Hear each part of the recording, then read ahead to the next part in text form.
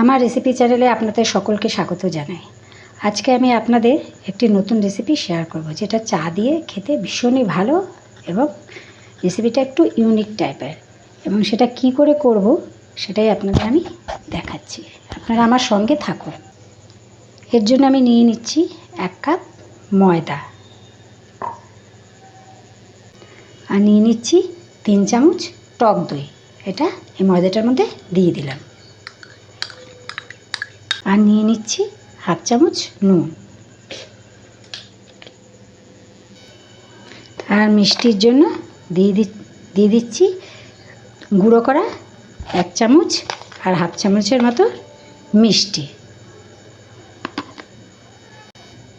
আর এখানে আপনারা রিফাইন অয়েলও দিতে পারেন, কিন্তু আমি সুন্দর গন্ধের জন্য এখানে দিচ্ছি 1 চামচ ঘি।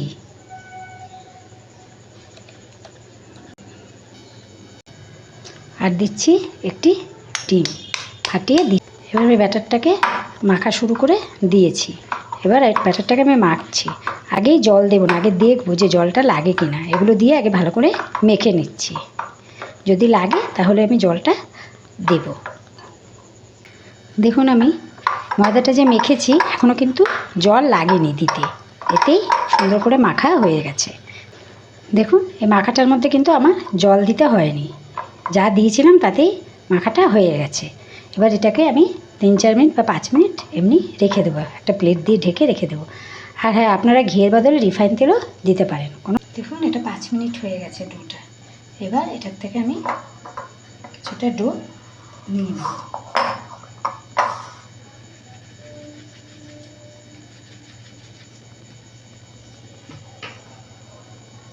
হাতে একটু ময়দা নিয়ে নিলাম।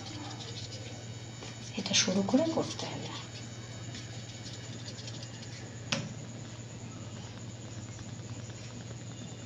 এটাকে আমি অর্ধেক করে নিচ্ছি করার সুবিধার জন্য।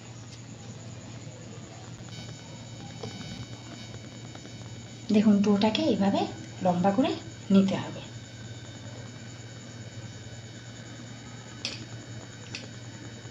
আর একটু হাতে আটা মাখিয়ে নেবেন, আটা না একটু ময়দা। ঠিক এরকমভাবে লাচি ছিঁড়ে নিতে হবে। এইভাবে লাচি নিয়ে এটাকে এইভাবে গিটের মতন দিতে হবে। দেখুন একটা সুন্দর শেপ মতন এসছে। দেখুন আমার এগুলো সব তৈরি হয়েছে, সুন্দর করে তৈরি করে ফেলেছি। সব করা হয়ে গেছে। এবার এগুলোকে আমি রিফাইন তেলে ভাজবো। দেখুন আমি কড়াইটা বসিয়েছি, তেলটা ভালো গরম হয়ে গেছে। এবার এগুলোকে আমি একে একে করে তেলের মধ্যে ছেড়ে দিচ্ছি। একটু আঁচটা কমিয়ে নিচ্ছি আমি।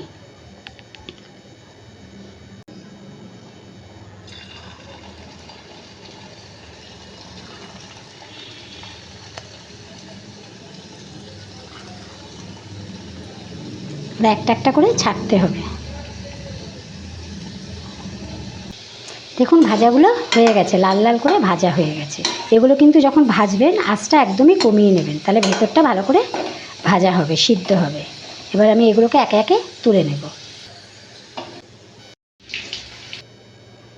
দেখুন এগুলো কি সুন্দর তৈরি হয়ে গেছে, পুরো মুচমুচে একদম। আর জিনিসগুলো কিন্তু ভাজার সময় একটু ফুলেও যায়, আর খুব হার্ডি হবে, মুচমুচে সব। চা দিয়ে খেতে কিন্তু এটা খুব ভালো লাগবে। আপনারাও বাড়িতে তৈরি করে দেখবেন, আর অবশ্যই আমাকে কমেন্টে জানাবেন কেমন লাগলো খেতে। আর অবশ্যই আমার চ্যানেলটাকে লাইক এবং সাবস্ক্রাইব করবেন।